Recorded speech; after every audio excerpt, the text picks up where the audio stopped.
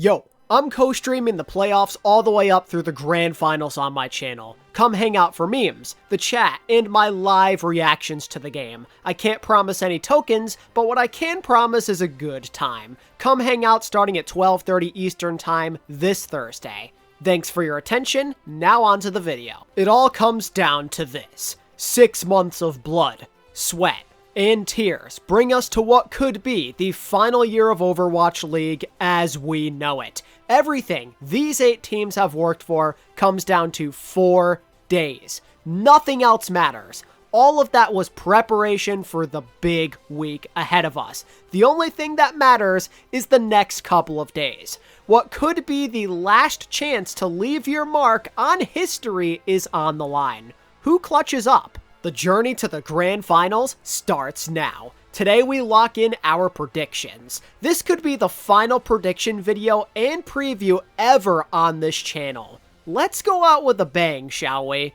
I have a history of screwing these up royally, so this should be a lot of fun. First things first though, let's focus on the big picture and set the scene. This year, 8 teams are competing in a never-before-seen playoff bracket to crown the champion. First, it'll start with a preliminary, so to speak. 2 double elimination groups, where 2 teams from each advance to the Final Four. And that will be a single elimination bracket. Also in these playoffs will in all likelihood be a new meta. The league has moved into the Zarya buff patch, and all outlook suggests that she'll see playtime alongside Lucio, Bap, Sojourn, Genji, and possibly Reaper, Echo, and a few others. But it doesn't seem like this will necessarily always be the must-pick comp like we saw last year. Things should feel kind of different compared to any other section of the season, and that could mean some wacky results where only the truly strong ones will persevere. This season has seen a lot of favorites emerge, and things just might be more unpredictable than ever before. The question is, though, who are the favorites coming into this? Well, from a tier-by-tier perspective, most people would agree the teams with the highest odds on paper in the title contender tier are the Reign, Mayhem, and Outlaws. They've consistently been the best teams by a wide margin. The Reign and Outlaws arguably have the most stacked rosters in the league, so for a moment like this in the playoffs, it makes you rather confident they won't be flopping. They live for this. Regardless of the meta fit, the high-end talent should give them a really good shot at this. As for the Mayhem, they have a combination of special homegrown star players and new additions that have pushed them to new heights. Along with that, Florida are the most versatile team in the league.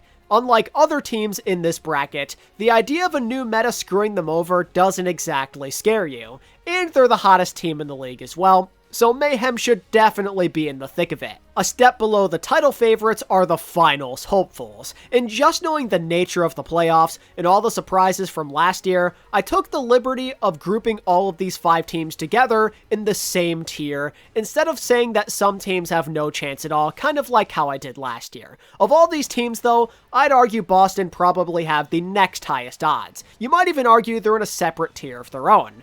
Boston have been on the cusp of greatness many times this year. We know for a fact they have it in them to compete with the top teams. It's just a matter of if they can make that final push. And if you ask me, it's very possible. They're flexible, they've got superstars, and they're hungry to win. The problem is, Boston have a tendency to play down to their competition, and they've had this habit of choking in really big games, and it's kind of ruined their resume and what it could have been. It's going to be up to them to finally be great if they want this season to be worth remembering, but regardless, I would still consider them to be one of the dark horses of this bracket. As for the rest of the crew, they either A, have a lot of potential, but still much to prove, or B, are a complete wildcard. In my eyes, the high potential teams would be Dallas and to a certain extent Soul Infernal. Both of them have been rather quiet this year, but Dallas in particular should be pretty exciting, or at least the idea of it, because they're in a Zarya meta with perhaps the best Zarya player to ever do it. The intrigue of Hanbin, Sparkle, and Edison returning to form back to the glory days on their signature heroes gives you a lot of hope for Dallas to possibly go on a run. But as of right now, that's all it is. It's hype. It's not the same fuel as before, both roster and skill-wise, and they're going to have to prove to us that this meta really is a gigabuff for them, otherwise they will never be a favorite. As for Infernal, they've been rather cold as of late, but they don't necessarily have a lot of pressure on them. I think they're also one of the more flexible teams in this bracket, and guys like MN3 and Zest have been waiting for this moment the entire year. They were left feeling very hungry with the Fusion's performance last year, and now they want to make it up to the fans and take it to the next level, and they just might get hot at the right time. You cannot underestimate a high potential duo like that. But the thing with Infernal is, you don't know how good you really feel about them. They have the upside, yes, they've been consistent this year, but with how poor they've looked on LAN, plus the Zarya and main support concerns, Infernal's chances are certainly pretty low. They've been rather cold as of late, like I mentioned, and I worry they may not have the assets to compete with the West. Speaking of meta question marks, who could possibly forget about the wildcards? Spark and the Spitfire. They aren't necessarily in a tier by themselves below who I just talked about, but they're certainly the unknowns of this group. Neither of them are a Zarya team. We know that for a fact. The only question is, will that work to their favor? Or will that lead to their inevitable demise? Regardless, they in all likelihood will cause some ruckus in the groups. They genuinely might be impossible to prepare for, barring the Spark playing like Pineapple or Leave on Zarya, let's say. But I think that could end up giving them both an advantage. London have the teamwork, and the confidence, and the major unpredictability factor of not being able to prepare for them at all, and the Spark have the proven superstars who have gone on runs in the past. Each went pretty far in the playoffs last year, and I'd argue that both of them might make it happen a second time.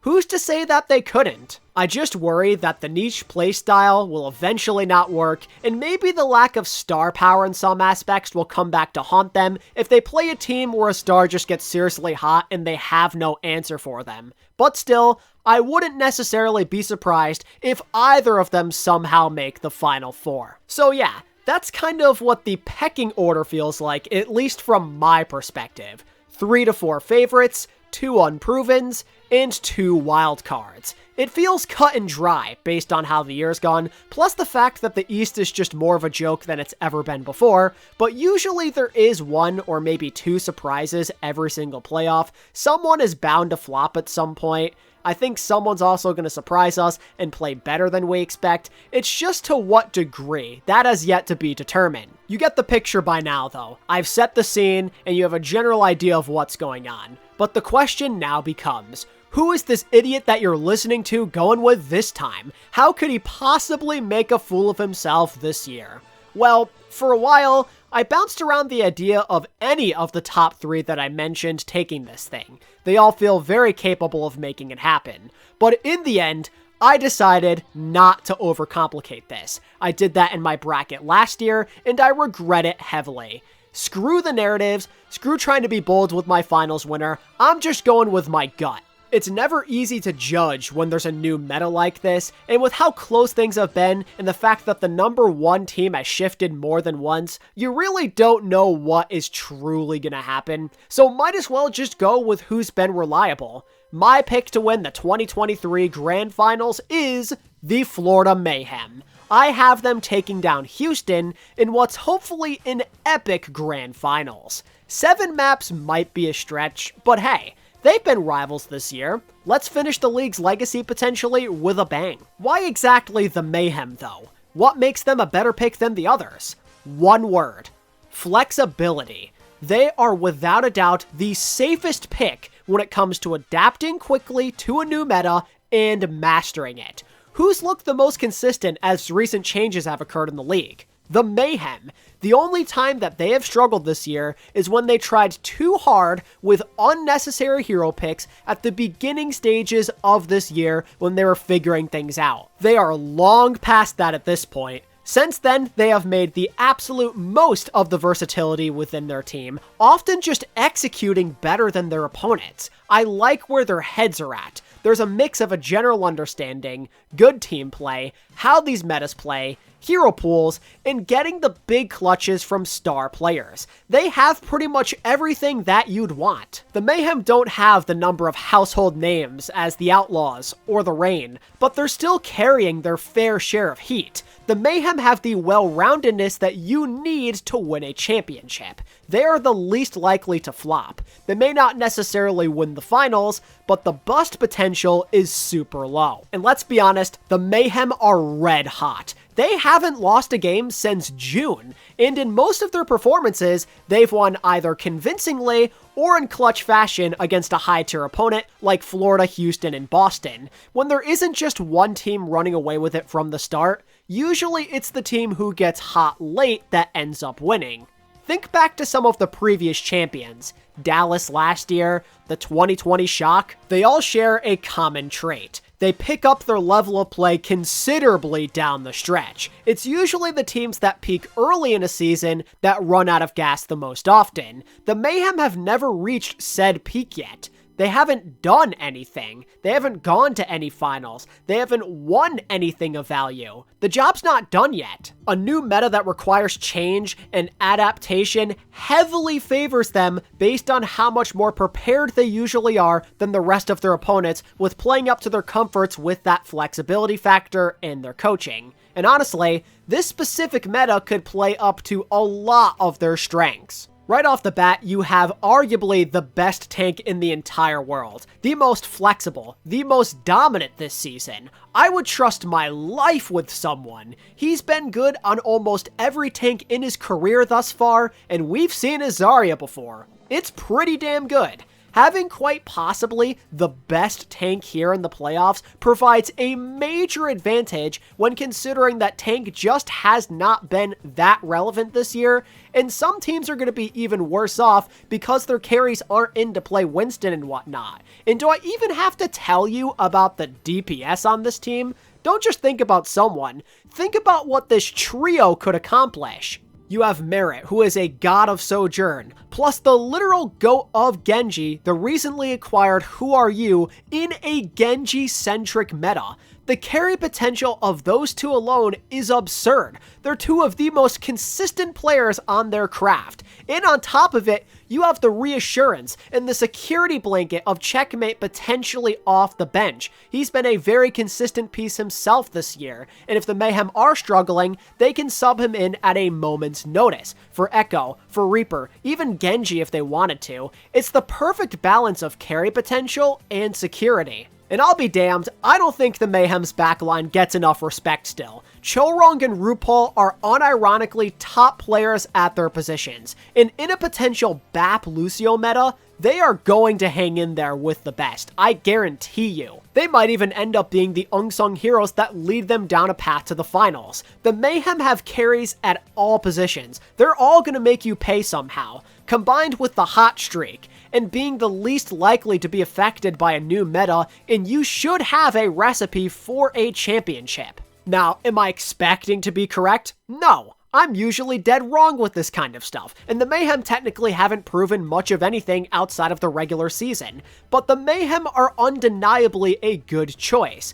All the things working in their favor right now feels kinda terrifying, and compared to like 80+% of the bracket, they don't have nearly as many questions on how they're gonna do, maybe outside of how Who Are You fits in with this team, but he's just there to play Genji, so it's really not that much of a concern. If you're wondering what my bracket is looking like as a whole this year, here you go. This has been my worst year of predictions by far. I am actually so washed. Like, genuinely maybe the worst in this whole community. I am fully expecting for this whole thing to go terribly. This image, in all likelihood, will go down in infamy as one of the worst playoff brackets ever. But hey, last year I tried to get fancy with my dynasty pick, amongst others, and this year I'm playing it extra safe. I'm going with what feels right in my head, rather than being out of the box and going for what I want. Maybe Florida don't have the highest potential of any team here, but they just might be the most reliable pick.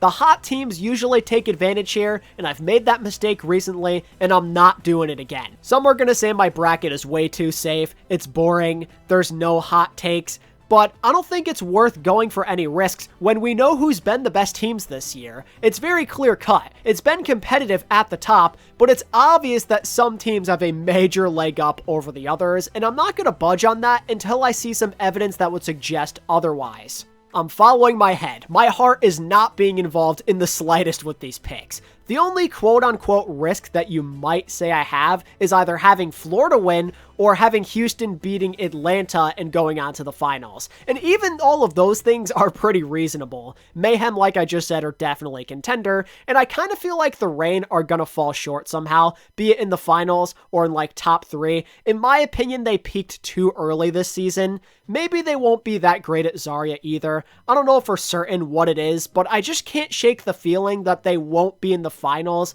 and they'll have to settle for 3rd. Without that Sombra security blanket, and perhaps having to rely a bit more on Hawk, I feel like there should be at least some kind of fall off. And maybe, even though it'll be slight, it'll be just enough for a team like Houston and or Florida to take advantage. The one thing I'm definitely worried about, though, is Boston. I'm expecting them to be pretty good, but they do have a habit of flopping. I feel like if there's one team that might not make it out of the top 4 teams this year, it's probably them. It's just in their nature, knowing their history. And London and the Spark could low-key be very scary in that bracket. Facing 2 underdogs that are very different from everybody else could definitely lead to their, or even Atlanta's, demise. At first, I thought the top bracket was going to be an easy path for Atlanta and Boston, but the more time goes on, the more I feel that it could end up being a trap. Them and Dallas could be the teams to cause chaos. You just never know with these things. Nothing is guaranteed,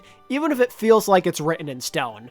But this year, again, I feel like the East has not been as good. They're very unproven, and I'm a bit more confident that things won't get too out of control unless the Spitfire are really that crazy. I'm not super confident in my selections by any means, and genuinely I'm nervous I'm going to screw up badly. But we're locked in. There is no turning back. Well, boys, this is it. This might be the last year of Overwatch League as we know it. We need to go out with a serious bang. This year has been very close. Nobody is running away with this. At least I hope. Let's try and keep it that way though, okay? If this really is our last hurrah together, we deserve some of the best gameplay in the history of Overwatch esports. We deserve this kind of send-off for sticking around for this long. Let's enjoy every ounce of gameplay that we may or may not have left. This could be the last ride, in the last ever prediction video that goes up on this channel. That's crazy. I guess I'll see you guys on the other side.